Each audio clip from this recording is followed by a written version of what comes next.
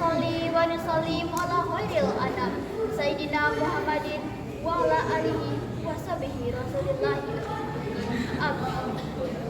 Hadirin rahimakumullah, Multi Tatuli mengibaratkan bumi Indonesia laksana jamrud yang berada di dataran Katulistiwa. Quraisy Shihab juga mengibaratkan tanah Indonesia laksana sekeping tanah surga yang dihamparkan di persada Nusantara.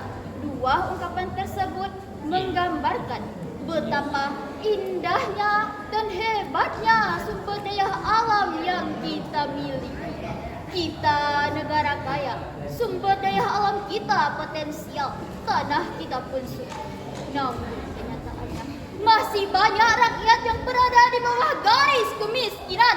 Bayi-bayi kekurangan gizi, pelajar putus sekolah, bahkan rakyat mati kelaparan.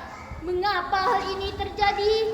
Hal ini disebabkan oleh sumber daya yang kita miliki tidak dimanfaatkan baik oleh bangsa kita sendiri, melainkan dieksploitasi dan dikikis habis oleh bangsa lain sebagai aksi penjajahan budaya.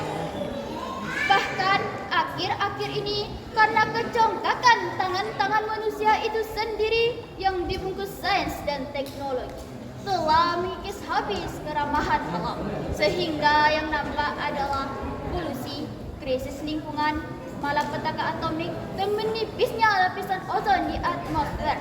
Bahkan ancaman terjadinya hujan api di beberapa belahan dunia. Sebab if the habitat was curved, will the function of the world make the story. Jika alam lingkungan dipelihara akan berdaya guna, tapi jika dibiarkan akan menimbulkan bencana. Demikianlah ungkapan Edward Buckley dalam History of Make the Story. Melihat betapa pentingnya memelihara guna kelangsungan hidup kita dan generasi-generasi setelah kita, maka pada kesempatan ini kami akan membicarakan tema lingkungan hidup bersama yang diwariskan, yang kami rangkai dengan judul Kewajiban Manusia Memelihara dan Memakmurkan Alam, dengan rujukan firman Allah dalam surat Al-Hijr ayat 19 sampai 20 yang A'udzu billahi minasy syaithanir rajim. Bismillahirrahmanirrahim. Wal arda madadnaha wa alqayna fiha rawasiya wa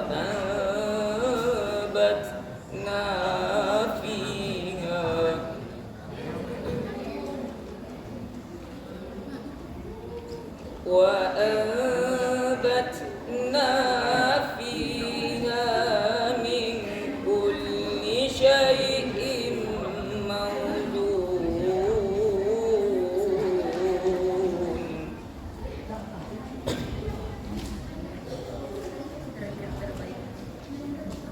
Wa ja'alna lakum fiha ma'aisha wa ma lastum lahu biradiqin.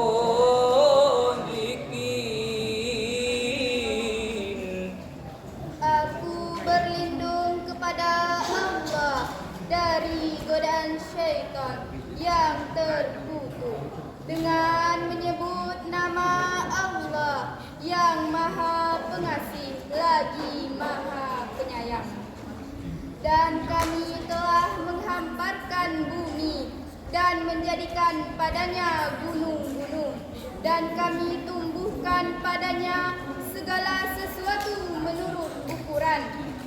Dan kami telah menjadikan untukmu di bumi keperluan-keperluan hidup, dan kami menciptakan pula makhluk-makhluk sekali-kali bukan pemberi rezeki kepadanya. Hadirin rahimakumullah, Profesor Dr. Muhammad Quris Shihab dalam tafsir Al-Misbah menyebutkan bahwa kalimat wa anbasna fiha min kulli syai'in mawjud, dan kami tumbuhkan padanya segala sesuatu menurut ukuran, dipahami oleh sementara ulama dalam artian bahwa Allah menumbuh kembangkan aneka ragam tanaman untuk kelangsungan hidup dan menetapkan setiap tanaman itu masa pertumbuhan dan penuaan tertentu sesuai dengan kuantitas dan kebutuhan makhluk hidup. Demikian juga Allah yang menentukan bentuknya sesuai dengan penciptaan dan habitat alamnya. Hadirin, alangkah bahagia dan indahnya alam raya ini jika setiap individu memiliki semangat dalam memelihara, sehingga alam raya yang kita huni ini begitu indah. Para ilmuwan menyebut abad ke-21 sebagai the age of ancient restlessness, abad yang penuh dengan kegelisahan, kecemasan, Perang antar suku dan bangsa menjadi-jadi, bahkan pencemaran lingkungan menjadi ancaman kehidupan. Hadirin, lalu apakah tugas manusia di muka bumi ini? Tidak lain adalah untuk memakmurkan bumi, mensejahterakan umat manusia, lebih-lebih lingkungannya sebagai tempat tinggal dan menetap.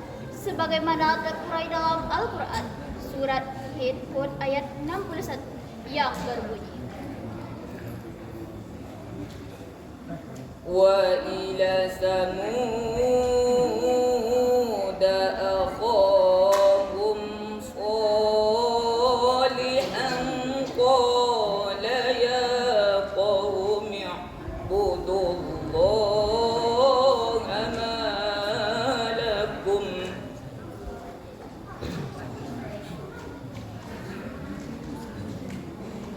ma lakum min ilahin ghairuhu wa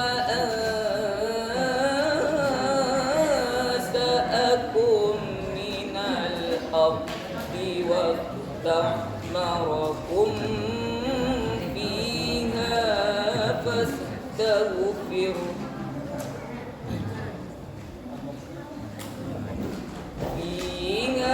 fastaghfiruhu summa tubu ilaihi inna rabbi qaribun mujib.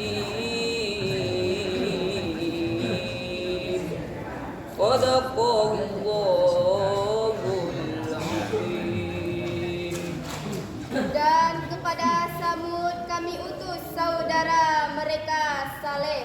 Saleh berkata, hai kaumku, sembahlah Allah. Sekali-kali tidak ada bagimu Tuhan selain Dia. Dia telah menciptakan kamu dari bumi tanah dan menjadikan kamu pemakmurnya. Karena itu mohonlah ampunannya, kemudian bertobatlah kepadanya. Karena sesungguhnya Tuhanku amat dekat rahmatnya, lagi memperkenankan doa hambanya. Maha benar Allah dengan segala firman-Nya. Ma'asyiral muslimin rahimakumullah, demikianlah firman Allah yang menginformasikan kepada kita bahwa manusia diciptakan dari tanah dan ditugasi untuk memakmurkan tanah atau bumi. Karena itu, dalam bidang ilmu pengetahuan alam mengenal istilah alam biotik, alam raya, dan alam abiotik berupa moral manusia. Kerusakan alam biotik biasanya berawal dari kerusakan alam abiotik, yakni moral manusia.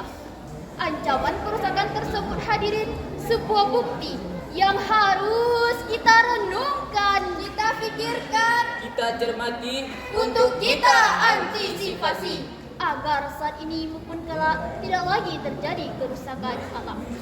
Lalu, bagaimanakah tanggung jawab dan usaha kita sebagai warga negara dalam mengelola alam raya ini?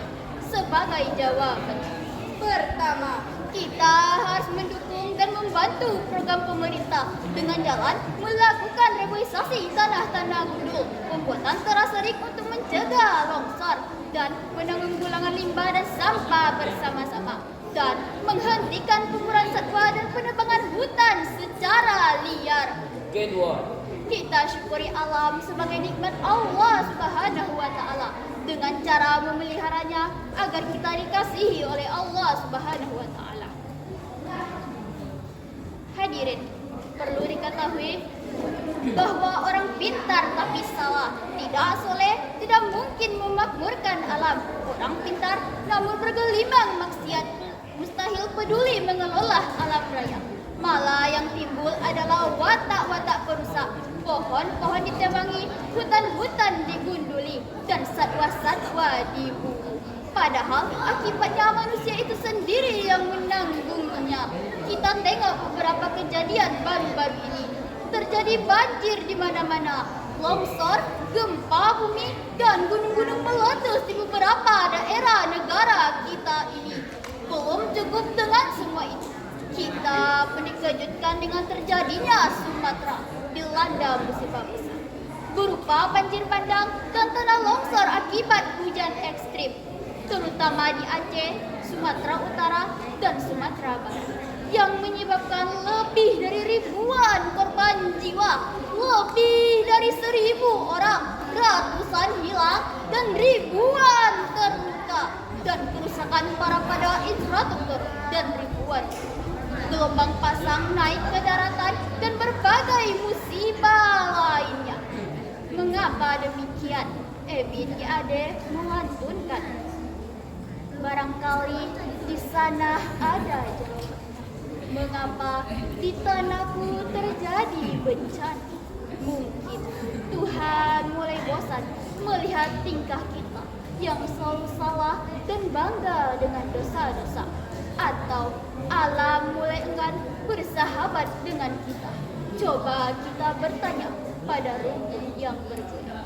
Semoga Allah memberi keberkahan bagi bangsa kita ini. Amin ya rabbal alamin. Demikianlah syarahan yang dapat kami sampaikan. Salah dan hilang mohon dimaafkan. Wabillahi taufiq wal hidayah. Wassalam.